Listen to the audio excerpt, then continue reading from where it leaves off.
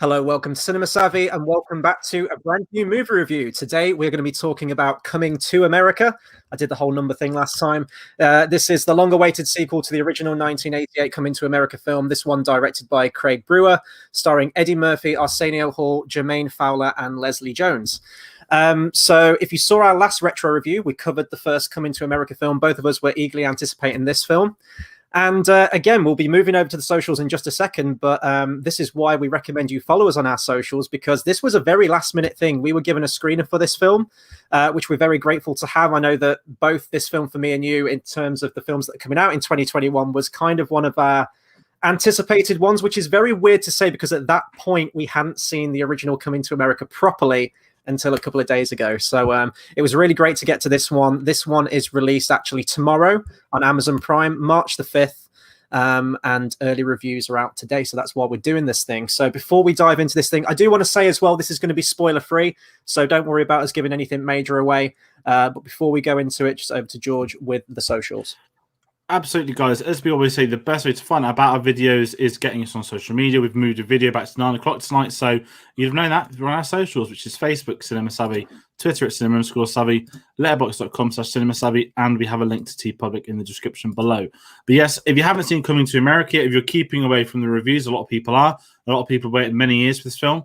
As we said, it's spoiler-free, but if you're going to go in with a complete empty experience, nothing, then go watch this video after. And then come comment after we've replied to all comments. We want to know your thoughts on this film, because this is an interesting one, to put it lightly. I think me and you both said we were anticipated for this without having the, I guess, complete context of the original. I think it's worth mentioning, me mainly going into this, if no one's not seen our retro reviews recently, we did the Beverly Hills Cop trilogy, we did Coming to America, well, I guess the first one we'll call it now. And we both kind of said that we love Eddie Murphy, but certainly maybe me more so than you. I was more familiar with the sort of the later Eddie Murphy films. I hadn't seen many from the 80s ones. I've still not seen Trading Places and so many others. And it was a really nice way to go back to that. And I think because of when he came back to SNL, I absolutely adored that when I saw that, when it was on Dolomite's My Name. And then it's like Eddie Murphy's going to be doing a new tour. This is all at the tail end of 2019. And it's like, oh, and by the way, on top of all this, he's going to be doing a new Coming to America film. And that was really where my hype came from. That sort of Eddie Murphy's back. You know, Dolomite I thought was great. It was a very personal film to him. It was one of his best performances by a country mile. Him on SNL was amazing. I think he won an Emmy for guest host. He skipped the 40th anniversary. He came back for that. Okay, something's working. He wouldn't have just come back for no reason. And then the announcement of his tour, and I was like, okay, if he's coming to England, I will be getting tickets. And obviously, Corona's delayed a bit of everything, but that sort of postponed hype, I guess we can call it now, with everything that's happened. This, of course, this film was bought by Amazon. This was meant to come out in cinemas last year. Paramount sold the rights, I think, for $150 million or $125, something like that, to put it online. So this is obviously streaming on Prime Video tomorrow for you guys at home, Friday, March the 5th, worldwide. And I'm not saying that raised questions. However, the trailers, I think, did raise some questions. I remember seeing the teaser, and it didn't give too much away, and I never saw the full trailer, which you did. So I'm not sure going into this film if you had any lingering doubts or whatnot. I was very close saying, I really want to watch this film. I'm looking forward to seeing this film. And I hope this film delivers. And that was before I watched it. I did have a few doubts after seeing trailer 2. After trailer 1, I was still very much hopeful for this film. Trailer 2 dipped slightly, but I was still very much looking forward to watching it. You brought up Dolomite Is My Name. This is obviously reuniting the director of that with Eddie Murphy again for the second time after that film with Craig Brewer and the combination of Eddie Murphy. And yeah, I really loved Dolomite Is My Name. It did feel like a return to form for Eddie Murphy. Sort of like he's back in the limelight again, being brilliant with comedy as he always is sometimes. And then we get to this one. So trailer 2 came out, and I don't really know why it concerned me. I think it was because the trailer, it looked like it was predominantly just set in Africa, and there was very little of the America stuff. And I guess that's going to be sort of like a jumping off point in a second as to one of my criticisms with this film, is that the title is very misleading. There's not much America in this film. It is mostly just set on Zamunda. And we don't really get as much America as I was initially anticipating from this film.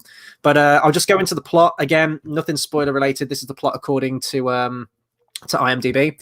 So the African monarch Akeem learns he has a long-lost son in the United States and must return to America to meet this unexpected heir and build a relationship with his son. So that's our initial pitch of the plot. And I guess we can go into positives first. There's quite a lot of callbacks to the original film, which I was surprised about and which were really welcome. You have a lot of returning characters and the alter egos that Eddie Murphy plays and Arsenio Hall plays in the film as well, with a couple of new ones in there too. Especially around the beginning of the film, there's a lot of callbacks, and it's great to sort of catch up with all these characters, especially since we've recently watched the first Coming to America, and having that fresh in my mind going straight into this one was really nice. You get some like musical reprises from the original film, and just it's great to see these characters back again.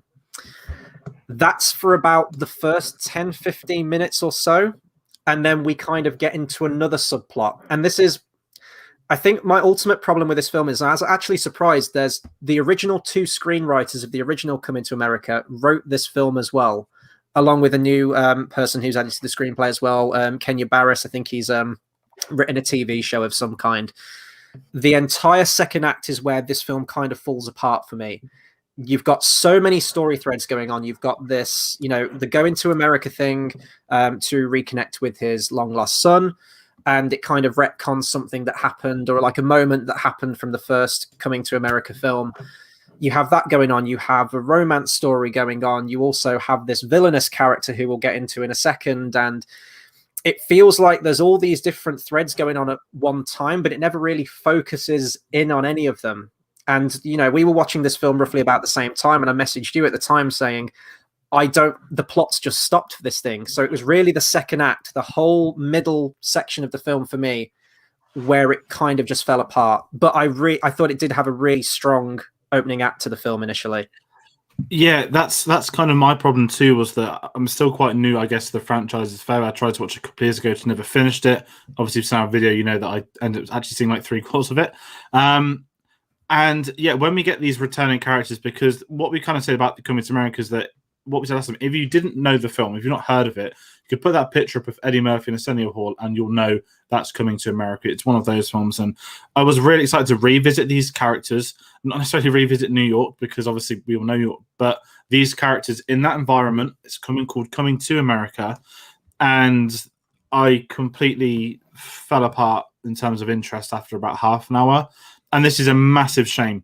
And I don't normally go in on reviews like this, but there is no need at all for this film to be called Coming to America. It should be called Coming to Zamunda, because I'm not going to spoil anything, but if you are watching this home and you really want to watch this for them being back in that environment, you're going to get that environment for all of 5 minutes before things come back to normal. And there's some really good stuff in this film. I think Eddie Murphy, I don't want to say when he wants to be good, he kind of becomes sidelined for a story arc of one of the up-and-coming actors, who I don't think is particularly well written. I don't think that's his fault.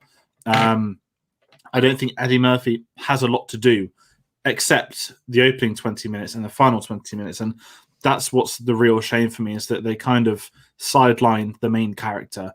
Certainly Arsenio Hall as well. He almost has nothing to do for most of the film. And when they're playing the sort of the extra roles, the barbershop guys, the returning characters that we've seen in the trailers, and it's great to see him as them, because they're still funny. To me, I thought their jokes landed, their conversation landed.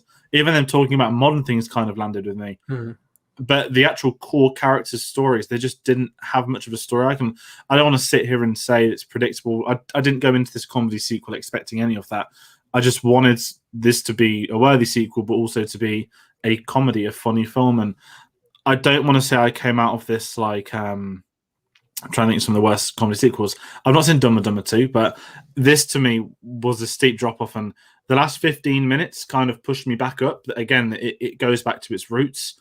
It knows what it wants to be at that stage, and Eddie Murphy's back in the lead, and there is some heart to it. But that middle section just completely disavows the film, and it really took me out of it to a point I didn't expect, I didn't want it to be. And the only thing I will say, which I think we both want to talk about, is the addition of Wesley Snipes was unbelievably excellent. I have not seen many Wesley Snipes films. I think the last thing I saw him in was The Expendables 3, and that's a running joke on him coming out of prison, right? Mm-hmm. Seeing him in this... Oh, sorry, no, he was in Dollar. What's my name? What am I on about? And he's a great character. In this, if you see in the trailers, he's very much like a sort of like a general or colonel, that kind of figure. And with this one playing sort of African stereotypes, you think child armies and things like that. I'm not going to sort of give things away off that, but every time Wesley Snipes came on screen, that is a man giving it his all that knows I'm playing this outrageously comedic character. His timing is great. His movement is great. His performance is wonderful. The costumes, not just him, but from so many people in the film, look incredible. But then it's just that story that's missing, and it's the story that can't bring the film together. But there are gems in there, and they're just not being used. Yeah, and Wesley Snipes sadly isn't enough to save the film for me overall, but I did perk up a bit every time he was on screen. Even from the trailer, he looked amazing, and he is in this film. He's the only actor out of the entire cast to me that looks like he was having any kind of fun and energy to his character. And even Eddie Murphy, like, I was hoping that, you know, after Dolomite Is My Name, like, you know, we're back on it now. Let's get going. And he feels so bored. It's like he doesn't want to be here. We talked about Beverly Hills Cop 3 and how, you know, he has so much energy in those first two films. And then you get to the third one, it's like he's just sleepwalking his way through it. And I get that impression with Eddie Murphy in this one. Now, I don't know if, because I know that the story of Coming to America was, you know, originally drafted and originally came up with by Eddie Murphy in the 1988 one. So I've got to assume it's a project near and dear to his heart. So I don't know if it was an idea that was pitched to him that he wanted to do a sequel. I don't know if it was, you know, a studio thing. They wanted to sort of resurrect another famous 80s property. Or as you've sort of like thought, maybe it was because of the success of Dolomite Is My Name and, you know, let's get him back doing what he's going to do. And even after this film, apparently the next film he's going to work on is Beverly Hills Cop 4. So another sequel to a franchise that he started back in the 80s.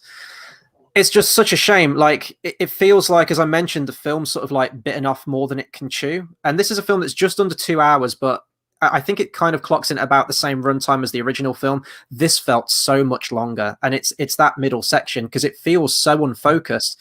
You're just kind of watching scene by scene, but there's no cohesion. There's nothing that ties it together. You've got Wesley Snipes, who is great as this villainous role, but they never kind of go completely villainous with him. They set him up as this big antagonist that, you know, you get this from the trailer, that's going to wage war with Zamunda, and then he's out of the film and we're focusing on what's his name? Sorry, Jermaine Fowler's character. And I agree with you, like, so much focus is given to him and his family and his story. It feels like a passing of the torch film, but we're here to see Eddie Murphy and Arsenio Hall being awesome, going back to the same. With a comedy sequel, you kind of want the same thing, ultimately. And this is why so many of them fail. I think it's very difficult to write a comedy sequel in general, just comedy sequels, but especially a comedy sequel that's made so many years after the original, whether it be 20 years or even 30 years for some of them. It's very hard to recapture that magic because the actors have aged and, you know, they've changed as people and they're not the same, you know, 20 somethings that they were when they made the original film, when they had that energy and those quick ideas. With a comedy sequel, you either have to do exactly the same thing again as you did way back when, or you have to go in a completely new direction or kind of get meta about it. Another one that we always talk about is 22 Jump Street, how it kind of plays on the tropes of sequels. So that's doing something new. More recently, and probably the only one that I can think of that has worked, Borat 2, where Sacha Baron Cohen realized that he couldn't do the same shtick that he did in that original film. He needed a new idea for it, so made it more contemporary and was more like a political satire. You have to do something completely new. If you try and do exactly the same thing, sometimes it can feel a bit forced, sometimes it can feel a bit sad. And I kind of had that with this as well. It is great to see those characters again that Eddie Murphy and Arsenio Hall played, but they just feel so tired. It feels played out. And whilst I love the barbershop and, you know, sexual chocolate, I love all that stuff, it just didn't land the same. It didn't feel the same. It didn't feel like it was written the same, which is amazing because it's written by the same people. I was full on expecting this to be written by a completely different committee of people. So the fact that this is written by the same people, I don't quite understand why it went the way that it did. But as I mentioned, sort of going off from that, yes, you've got the great new addition of Wesley Snipes. You have a lot of returning characters as well, which were great to see. And I think we need to talk about the one and only, the man, the myth, the legend, the epicness that is James Earl Jones. At 90 years old, still came back for this. So fair play to him. as is often the case with an actor who's aged considerably, obviously, since the last film, he couldn't make it to set, so he filmed all of his stuff separate and they added him in post-production. That stuff was nice because that was the emotional tether for me, if you can even say emotional tether to the original Coming to America, because the original film did have a lot of heart to it. There was a core story there, and then you had all the fun antics and SNL type skits that go along with it. But it was great to get him back for it as well, and a lot of the other random supporting characters from the original film too. Yeah, James Earl Jones coming back was a really big one for me because he obviously, you don't need to go into what he's done in his career. We all know him from many things, but there is without a shadow of doubt that the highlight of recent Star Wars films, not even just Rogue One or Rebels animated series, when they say James Earl Jones has come back to the voice, that was always this nice little sentiment that James Earl Jones is back doing this voice. And even to the point of Lion King, I know we've all got differing opinions, it was still great to hear him as Mufasa. But seeing him in a film for the first time in a long time, it not hit hard, but because it was Coming to America, because this film is sort of one of Eddie Murphy's most famous films, and certainly I don't want to sort of spoil any of the story progression points, but for me, for them to bring James Earl Jones back was massive. I'm not saying the film wouldn't work without him, but the fact that they made the time to accommodate that he couldn't get to set, they still had a massive inclusion for him because the best scenes are with him. And the Eddie Murphy stuff feels, when he's in his father's presence, you feel that there's still a king there and Eddie Murphy's still a prince. And then when Eddie Murphy's, I'd say, newer characters than older ones, there just doesn't seem to be any chemistry. And yet with those two, you feel like you've got a real sense of it. And it was lovely to see him back. And I think he's got some great scenes. He's got some comedic moments as well, which is what I also liked, is that they wanted to play it in a different way. And I like that he was willing to do that. And it was honestly one of the nicest things to see him back on screen for this. And even bringing him back can't save it. I wanted to talk about one of the characters who I was shocked about in this. His wife in it. I kind of not forgot she was in it, but she doesn't get a lot to do until probably the second half of the film. I mean, when you think of Lisa, this is a character, the whole core of the first film is about that. She is the person he fell in love with, that he wanted to marry her, to bring her back to his country. And she basically doesn't do anything till the second half. And then she's just in it for sort of New York gags with Leslie Jones, who I think Leslie Jones is miscast in this. I think Leslie Jones is a real enigma because she was so funny on SNL. I don't think her films that I've seen her in so far have worked for her. I'm not sure why. I don't know if it's some of the writing involved. I don't think issues are with her performance. I just don't think she's had the look that some SNL actors have had when they do make that jump to films. And I don't think this is one that helped them. There's a lot of celebrity cameos. Which I don't mind if I expect that in comedy sequels. Trevor Noah's in it, which is absolutely fine. Got a couple of other ones sort of scattered throughout, but there's just something missing. And I want to ultimately, I hate using terms of it, but it's just missing a soul, that there's not that heart to carry it going. And as I said, you get the first 15 minutes, you get the last 15 minutes, but everything in the middle, just that's the problem of the film. And even including this, the main character, well, not main character, but Jermaine Fowler, we saw him in Judas and the Black Messiah. He played Mark Clark, who's a real Black Panther, and he had such a small role, and we got to see him actually do stuff in this. I'm not saying his performance is bad. I just think the script isn't well written. Right. Yeah, I think is, I'm not going to sit here and sort of say this happened, but that same story team, the scenes around the people they were writing 30 years ago, they seem to be the scenes where the most effort's been put into it. Whereas everything is new, modern, different, feels like anyone could have written that it's been written in passing just because someone wants the film greenlit. And I think that's where I struggle, that the writing the film not there, and the sad thing that comes with that is that I don't want to sit here and say it's tarnished the legacy. Absolutely not. Nothing will take down that first one's legacy. I think when you've got comedies, no one talks about bad sequels or forgotten sequels and stuff. But with sort of Coming to America 2, it's just sad there's moments that it's consistently inconsistent. A great 20 minutes, a poor hour, another great 20 minutes. That's not what you want. I'd rather have it littered and have sort of inconsistencies throughout, but there's something missing. It's a real shame because I was really looking forward to this.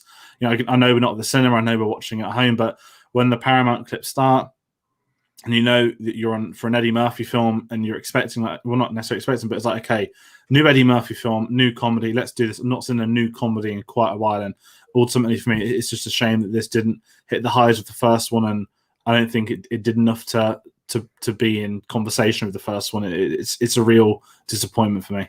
Yeah, this film gets downright obnoxious for me in parts. I've got to talk about Leslie Jones, like, and granted, I haven't seen any of her SNL stuff, so I can't comment on that. I can only comment on the films that I've seen her in. But I've got to raise the specter of Ghostbusters 2016. She's playing exactly the same character in that, just a really obnoxious, loud, shouty, screaming.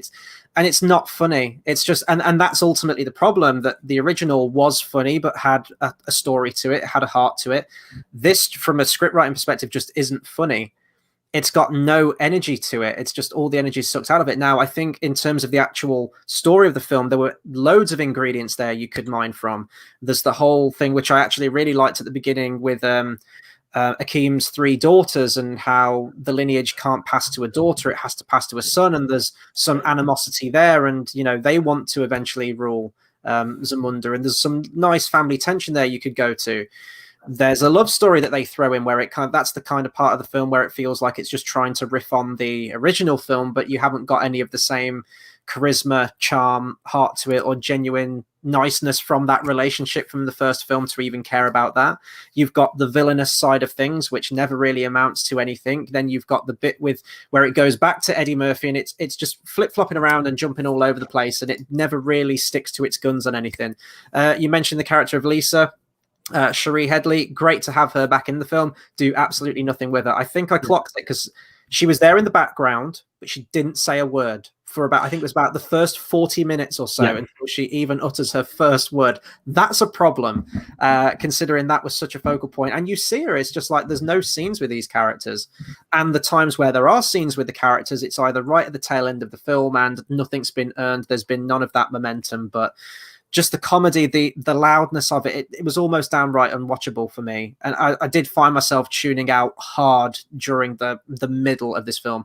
The CGI animals in there, CGI lions and elephants and action scenes and slapstick with that. And it's just, if you couldn't do that stuff in the first one, there's no need to do it now. And it just feels really out of place. It looks kind of cheap. I know it probably isn't, because visual effects are really difficult to do, but it just felt out of place for this film. There's so much that's wrong with this film for me in the middle, and it is a real shame, because I feel like there were ingredients there of something that could be mined from, and you could have done a good sequel.